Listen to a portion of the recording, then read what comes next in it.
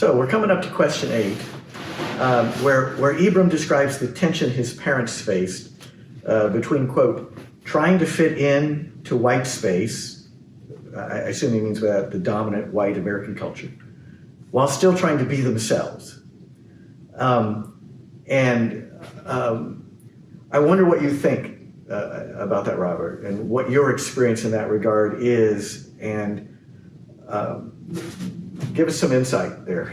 I think Du Bois, he references Du Bois' conversation about the two-ness of trying to be American and trying to be Black, and how the two don't always go together. And one of the biggest examples that I've experienced in my own life is that in corporate America, most of the time, this is just an example of the larger experience, where you're trying to fit into the corporate structure and you don't want to really ruffle any feathers, and you're just trying to go. And then when someone says something to you that is kind of undercover racist, your problem is, how do I react to this? Now, I want to be part of this corporate culture, and I know that if I call this out, then I get labeled the angry Black man.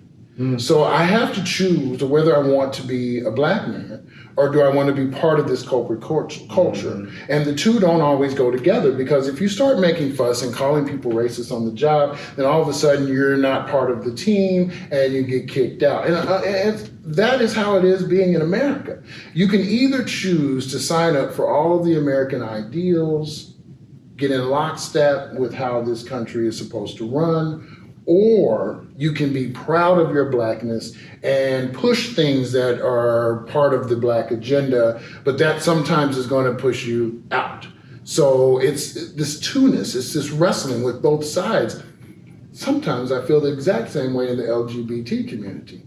Am I supposed to be gay, or am I supposed to be Black?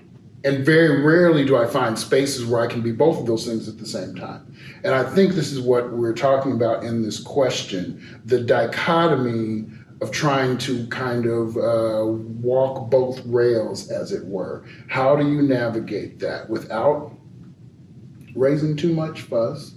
You can't always be mad all the time, or you can be.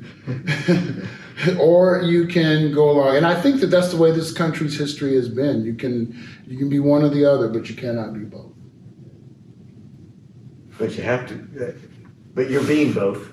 You are being both. Black people have become very, very, very adept at being both. It's when incidents that come up, like the most recent, that it's hard to do that. It's hard to walk that line. It's hard to really walk in this country and say, Michelle Obama got in trouble one time after her husband was elected to the presidency for saying that for the first time she is proud of her country. Everybody was in an uproar. You should always be proud of your country. But when we look back over this country's history with Black people, there's actually very little to be proud of. We were taken out of slavery, which was great.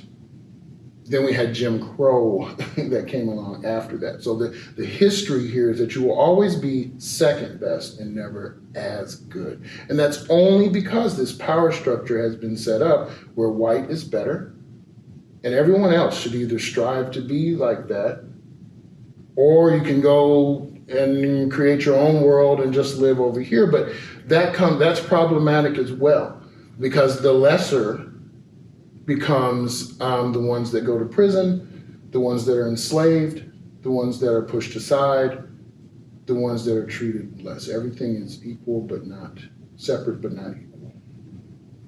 So it's a balancing act. So let's dive into this and discuss.